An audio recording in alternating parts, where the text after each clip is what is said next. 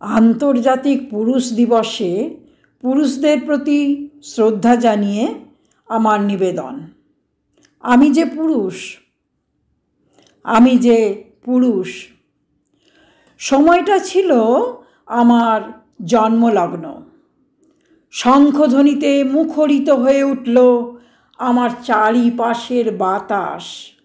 আঙিনায় মঙ্গল প্রদীপ। মা বাবার সাধের পুত্র সন্তান আমি বংশপ্রদীপ।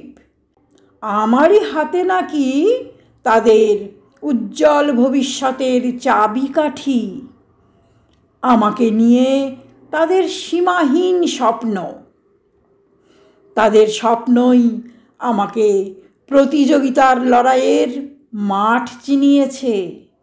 আর ওই লড়াইয়ে টিকে থাকতে গিয়ে কখন যেন আমি হারিয়ে ফেলেছি আমার শৈশব, আমার কৈশোর। সূর্যের স্পর্ধায় হঠাৎ একদিন বরণ করলাম তারুণ্যকে। কণ্টকময় পথ ফুলের আস্তরণে ঢাকতে গিয়ে তখন আমি বিভ্রান্ত, আমি দিশাহারা। স্রোতের মুখে শ্যাওলার মতো ভাসিয়ে দিলাম নিজেকে। ব্যাকুল বসন্তের দক্ষিণা বাতাস দোলা দিল আমার হৃদয়ে। তখন আমি যুবক, আমি পুরুষ।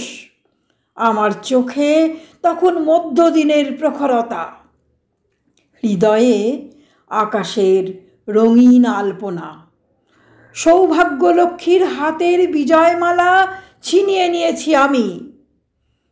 কালের নিয়মে সরে গেছে মা বাবার ছত্রছায়া। দায়িত্ব আর কর্তব্যের বেড়াজালে আমি এখন প্রদীপের মতো সংকোচে নম্র, দানে ব্যাকুল এক গৃহকর্তা আমি সফল পুরুষ। ছাতা ধরেছি সংসারের মাথায়। আমার জগৎটার কর্তৃত্ব আমারই হাতে। সুখী গৃহকোণে বসন্তের মদিরতা। সময়ের হাত ধরে পেরোলো সময়। জীবন আকাশে আষাঢ়ের বিষণ্ণ ভিজে মেঘ নজরে পড়ল হঠাৎ। 10টায় আর 5টায় চোখ রেখে কেটে গেছে 30টা বছর। জীবনের তরঙ্গায়িত জাহাজখানা এখন বালুচরে আটকে গেছে। আজ সংসারটা বড় বেশি অচেনা, বড় বেশি দুর্বোধ্য।